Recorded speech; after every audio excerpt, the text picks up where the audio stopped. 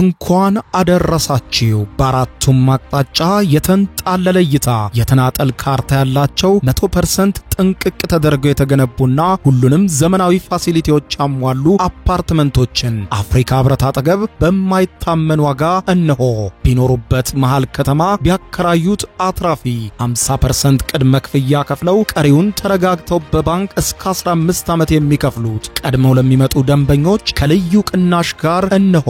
በሌላኛው የቦሌ ቡልቡላ ሳይታችን በ60,000 ካሬ ሜትር ላይ ያረፈ መንደር ለመኖሪያም እንዲሁም ለኢንቨስትመንት ተመራጭ የውብና አረንጓዴ መናፈሻ ያለው የህይወት ደስታ መንደር የቪላዎቻችን እንዲሁም በወለል አንድ አባወራ ብቻ ያላቸው G+3 የሆኑ አፓርትመንቶቻችን በግንባታ ላይ ናቸው። በ30% ቅድመ ክፍያ ይዘንሎት ቀርበናል። ለበለጠ መረጃ በ0979 79 1579 ወይም በ0912 63 31 07 ላይ ሃሎ ይበሉን። ፒላር ሪል ስቴት ማርኬቲንግ።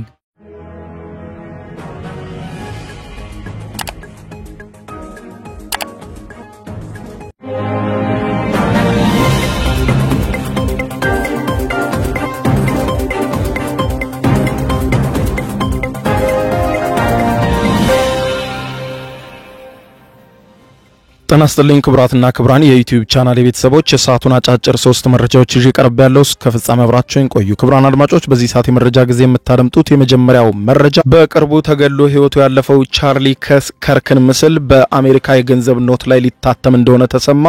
ጥሩ ሰርተሃል፣ ጥሩ ሰርተህ ማልፈሃል የሚል ጽሑፍ ጋርና ከሙሉ ስሙ ጋር በገንዘብ ላይ እንደሚታተም የተነገረ ሲሆን ፎርብስ ጉዳዩን አስመልክቶ ያወጣው ሰፊ ዘገባ አለ፣ ታደምጡታላችሁ። በሌላ በኩል በቀጠለው የተባበሩት መንግስታት ድርጅት ስብሰባ ላይ የሀገራት መሪዎችና ተወካዮች በተያዘላቸው ጊዜ መሰረት ንግግር እያደረጉ ነው።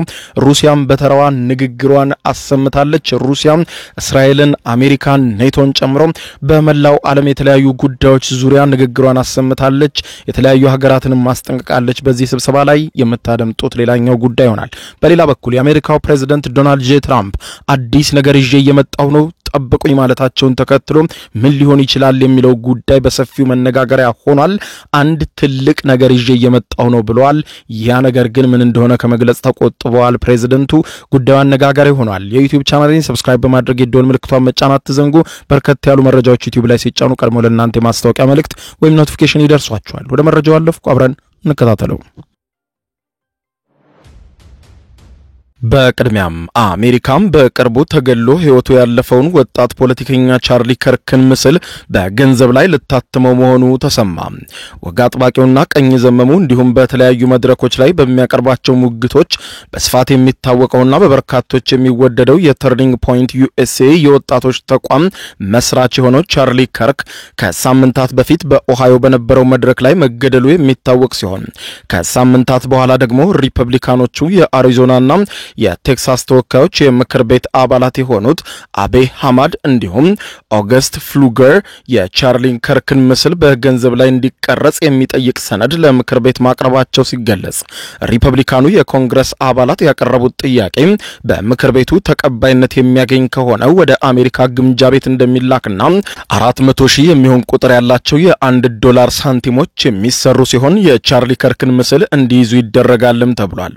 ቻርልስ ጄምስ ከርክ በሚል ሙሉ ስሙን የሚይዙና ጥሩ ሰርተሃል መልካምና ታማኝ አገልጋይ የሚል ጽሑፍ እንደሚካተትባቸውና ከብር የሚሰሩ ሳንቲሞች እንደሚዘጋጁ ፎርብስ በዘገባው አስታውቋል። የፕሬዝዳንት ዶናልድ ጄ ትራምፕ ቀንደኛ ደጋፊ የሆነውና ቀኝ ዘመም በመሆን በስፋት የሚታወቀው ግብረ ሰዶማውያንን ጨምሮ በአጠቃላይ LGBTQ የሚባለው ማህበረሰብ የሚሞግተውና የሚቃወመው ቻርሊ ከርክ በስደተኞች ጉዳይም እንዲሁ የትራምፕ አስተዳደር የጀመረውን ስደተኞችን ከአሜሪካ የማስወጣት ስራ ይደግፍ እንደነበረ የሚታወቅ ሲሆን ከሳምንታት በፊት በመድረክ ላይ ባለበት በድንገት መገደሉን ተከትሎ ሪፐብሊካኑ የምክር ቤት አባላት ምስሉ በገንዘብ ላይ እንዲካተት ያቀረቡት ጥያቄ ተቀባይነት የሚያገኝ ከሆነ በ31 ዓመቱ ህይወቱ ያለፈው ከርክ በአሜሪካ ታሪክ ምስላቸው በገንዘብ ላይ ከተካተቱ አንጋፋና ታዋቂ ሰዎች መካከል በእድሜ ትንሹ እንደሚሆን ያነሳው ዘገባው ጥያቄውን ለሚያቀርቡት የምክር ቤት አባላት ፍሉገርና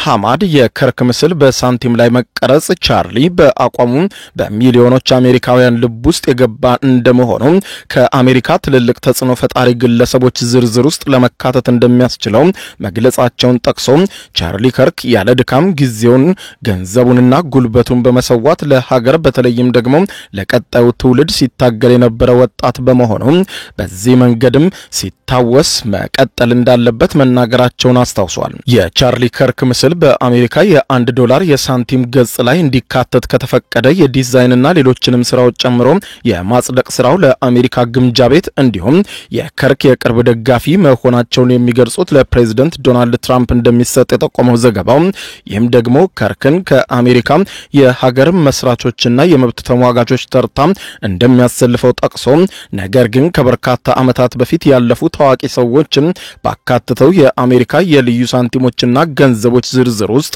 በቅርቡ ህይወቱ ያለፈና በፖለቲካ አቋሙ አወዛጋቢነቱ የሚታወቀው ግለሰብ በዚህ ዝርዝር ውስጥ ማስገባት ሌላው ዝግብ ሊቀሰቅስ ይችላል የሚል ከፍተኛ ስጋት ቢኖርም ወግ አጥባቂ ወጣቶችን ለማበረታታት ድምጻቸውንም ለማሰማት የተለያዩ መድረኮችን የሚጠቀመው ቻርሊ ከርክ እንደ ሀገር ያለውን ሚና ከፖለቲካዊ አቋሙ ለመለየት ጥረት እየተደረገ መሆኑንም ፎርብስ ጋዜጣ አስታውቋል።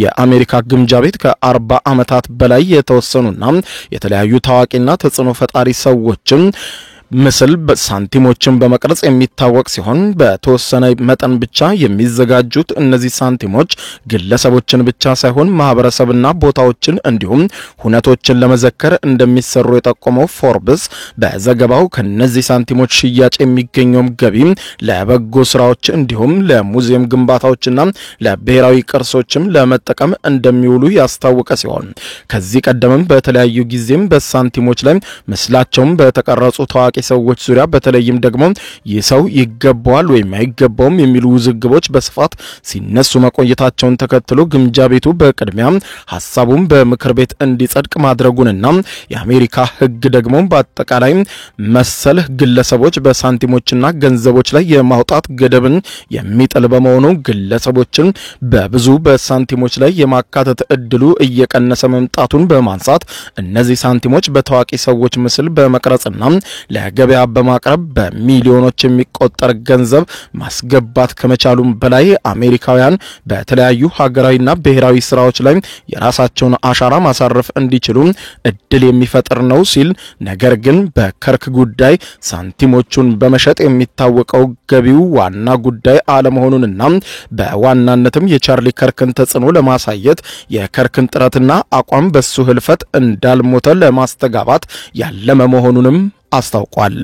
ለቻርሊ ከርክ ሳንቲም የመቀረጹን ጉዳይ ፎርብስ ጋዜጣ ካወጣው በኋላ በርካታ አሜሪካውያን እየተነጋገሩበት ሲሆን ገሚሶቹ ተገቢ ነው በማለት እየደገፉት ሲሆን ገሚሶቹ ደግሞ ይህንን ያክል ድረስ መሄድ አይጠበቅም እሱ የአሁኑ መንግስት ደጋፊ በመሆኑ ነው ይህ እየተደረገለት ያለው በማለት ተቃውመዋል።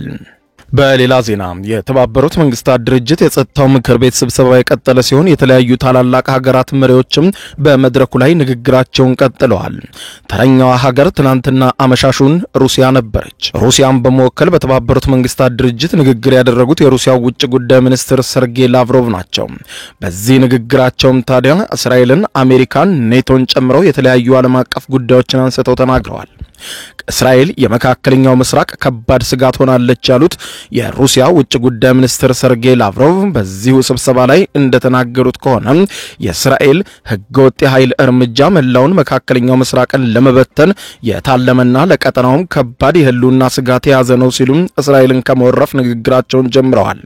ላቭሮቭ በኒውዮርክ በሚገኘው በዚህ የተባበሩት መንግስታት ድርጅት ዋና ጽህፈት ቤት ባደረጉት ንግግር ዛሬ እስራኤል በፊሊስጤማውያን ላይ የወሰደችውን ህገወጥ ኃይል እርምጃ በኢራን፣ ኳታር፣ የመን፣ ሊባኖስ፣ ሶሪያ፣ ኢራቅ ላይ የወሰደችው እርምጃ መላውን መካከለኛው ምስራቅን እንዳያጠፋ የሚያሰጋ ነው ብለዋል። ላቭሮቭ አክለውም እንደተናገሩት ሩሲያ የሐማስ ታጣቂዎችን በእስራኤላውያን ላይ ያደረሱትን ጥቃት ሩሲያ ታወግዛለች። ነገር ግን ይህ እስራኤል በጋዛ እያካሄደች ያለውን ወታደራዊ ዘመቻና የንጹሃንን ግድያ ማመካኘት የሚያስችል አይደለም ብለውታል። አክለውም በፊሊስጤም ሲቪሎች ላይ የሚፈጸም አሰቃቂ ግድያ ከሐማስ ተግባር ጋር ምንም ግንኙነት የሌለው እንደሆነ መታወቅ አለበት ሲሉም ተደምጠዋል። በጋዛ ሰርጥ የፊሊስጤማውያን ልጆችን በፈንጂና በረሃብ በሚሞቱበት ሆስፒታሎችና ትምህርት ቤቶች በሚወድሙበትና በሺዎች የሚቆጠሩ ሰዎችም ቤት አልባ ሆነው በሚኖሩባት በጋዛ ሰርጥ ፊሊስጤማውያን ላይ ለደረሰው የጋራ ቅጣት ምንም አሳማኝ ምክንያት ሊቀርብለት አይችልም ሲሉ ተደምጠዋል። ላቭሮቭ በመቀጠል እስራኤል የዌስት ባንክን የተለያዩ ክፍሎችን ለመጠቅለል ያላትን ፍላጎት ሩሲያ በጽኑ ታወግዛለች ያሉ ሲሆን የዮርዳኖስ ወንዝ ምዕራብ ዳርቻን ለማጠቃለል የታቀደው የእስራኤል ድርጊት ጠቅላይነት ነው ሲሉ አውግዘውታል። አንዳንድ የምዕራባውያን መንግስታት ለፊሊስጤም መደበኛ እውቅና ለመስጠት በቅርቡ የወሰዱትን እርምጃ በመጥቀስ ምስጋናቸውን እንዲሁም በቀጣይም በቀጠናው ተባብሶ እንዳይቀጥል የአስቸኳይ ዓለም አቀፍ ርብርብ እንዲደረግ ጠይቀዋል ሲሉ ሞስኮ ታይምስ ዘ ሚድል ኢስትን ጨምሮ ተነባቢነት ያላቸው የዜና አውታሮችም አስነብበዋል። ላቭሮቭ ንግግራቸውን ሲቀጥሉም ሩሲያ የአውሮፓ ህብረትንም ወይም የኔቶ አባላትን የማጥቃት ፍላጎት የላትም ሲሉ ተደምጠዋል። ሆኖም ግን ወደ ሩሲያ የሚቃጣ ማናቸውም ጥቃት ካለ ወሳኝ የሆነ አጸፋ እንደሚሰጠው ሚኒስትሩ በጽኑ አስጠንቅቀዋል። አክለውም በኔቶም ሆነ በተለያዩ አካላት ሩሲያ ላይ የሚሰነዘሩ ማስፈራሪያዎች እየጨመሩ መጥተዋል። እየጨመረና እየተለመደ የመጣውን ይህንን ማስፈራሪያ ታዲያ ሩሲያን የሚያሸብራት እንዳይደለ ልታውቁ ይገባል ሲሉም ተደምጠዋል። ላቭሮቭ ሩሲያና ቻይና አርብ ዕለት ኢራን ላይ ዳግም የተጣለውን ማዕቀብ እንዲዘገይ ያደረጉት ሙከራ ከከሸፈ ወዲህ ምዕራባውያን የዲፕሎማሲ ጥረትን አስተጓግለዋል ሲሉ ተችተዋል። የሩሲያ የውጭ ጉዳይ ሚኒስትር እርምጃውን ህገወጥ ነው በማለት ገልጾታል። ኢራን ላይ የተጣለው አዲሱ የተባበሩት መንግስታት ድርጅት ማዕቀብ ከእሁድ ጀምሮ ተግባራዊ መሆን የጀመረ ሲሆን ላቭሮቭ በአውሮፓ ያለውን ውጥረት በተመለከተም ሲናገሩ ሩሲያ ላይ የኃይል እርምጃ ለመውሰድ የሚደረገው ማስፈራራት የሰሜን ጦር ቃል ኪዳን ድርጅት ወይም ኔቶ አባል ሀገራትና የአውሮፓ ህብረት ጥቃት ለመሰንዘር የሚያሰሙት እቅድና ዛቻ በጣም እየተለመደና እየጨመረ መጥቷል። ፕሬዝዳንት ፑቲንም በተደጋጋሚ እንደዚህ አይነት ጠባጫሪ ነገሮችን ውድቅ ሲያደርጉና በትግስት ሲያልፉ ቆይተዋል ብለዋል። ሩሲያ እንደዚህ አይነት ፍላጎት አልነበራትም አይኖራትም። ነገር ግን በሀገሬ ላይ የሚፈጸም ማናቸውንም ጥቃት ወሳኝ የሆነ ያጸፋ ምላሽ እንደሚሰጠው ግን እንነግራቸዋለን ብለዋል። የአሜሪካው ፕሬዝዳንት ዶናልድ ትራምፕ የኔቶ አባል ሀገራት የአየር ክልላቸውን ጥሰው የገቡ የሩሲያ አውሮፕላኖችን መተው መጣል አለባቸው ሲሉ ተናግረዋል። ኔቶም በበኩሉ የሚፈጸምበትን ወታደራዊ ጥሰት ለመመከት ሁሉንም አስፈላጊ ወታደራዊ እርምጃዎችን እንዲወስድም ሲሉ አሳስበዋል። በመጨረሻም የአሜሪካው ፕሬዝዳንት ዶናልድ ጄ ትራምፕ ጠብቁኝ አዲስ ነገር ይዤ እየመጣው ነው ሲሉ አስታወቁ። ፕሬዝዳንት ዶናልድ ትራምፕ በማህበራዊ ሚዲያ ላይ ለመካከለኛው ምስራቅ ቀውስ የሚሆን አዲስ ነገር ይዤ እየመጣው ነው በማለት የገለጹ ሲሆን ይህ እቅዳቸው ለየት ያለ ከመሆኑም በላይ ለመጀመሪያ ጊዜ የሚቀርብ መሆኑን አስረድተዋል። በቅርቡ ተግባራዊ እንደሚያደርጉት ገልጸው ይህ እቅድ መካከለኛው ምስራቅን ታላቅ የሚያደርግና እውነተኛ ያልተጠበቀ ነገር ነው ይዤ እየመጣለው ብለዋል።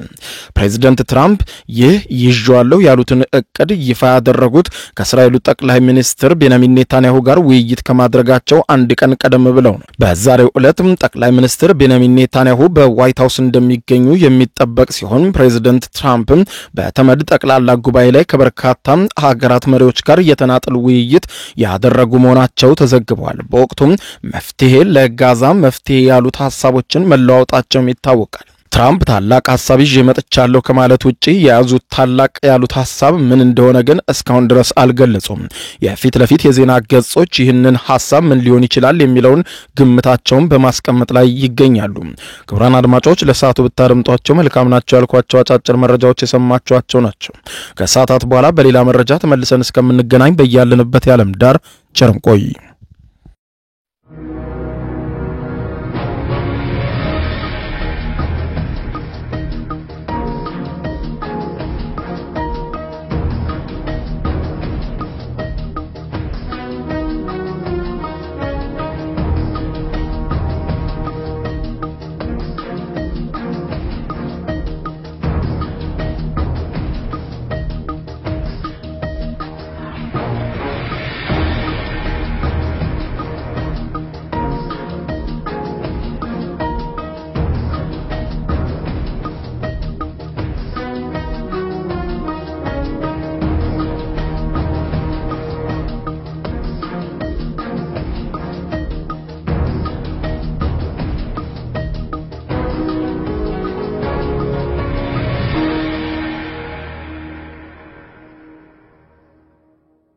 ዩቲዩብ የስኬት ሚስጥሮችን በዝርዝር የያዘው የአቤል ብርሃኑ የወይኗ ልጅ መጽሐፍ ሁለተኛ እትም በገበያ ላይ። ዩቲዩብ ለመጀመር አጭር ጊዜ ስኬትን ለመቀዳጀት አስበዋል? ዩቲዩብ ጀመር ስንት ብር አገኘሁም ብሎ አስበዋል? እንግዲያውስ በዩቲዩብ 2 የወርቅ 3 የብር ሽልማቶችን ያገኘው የአቤል ብርሃኑ የወይኗ ልጅ የዩቲዩብ ሚስጥሮች መጽሐፍ በዝርዝር ሁሉንም ያብራራሉታል። ዛሬውኑ ገዝተው ህልሞን እውን የሚያደርጉበትን የዩቲዩብ የስኬት መንገድ ይጀምሩ። በሀገር ቤት አከፋፋይ አዲስ አበባ ሜክሲኮ ኮሜርስ መጽሐፍት መደብር። በውጭ ሀገራት ለምትገኙ ከአማዞን ላይ ብታዙ በቀናት ውስጥ ደጁ ይደርሳል። የአማዞን ሊንኩን እዚህ ቪዲዮ ኮሜንት ላይ ያገኙታል። የዩቲዩብ ሚስጥሮች ዘመኑ ጋር ተፈላጊ መጽሐፍ።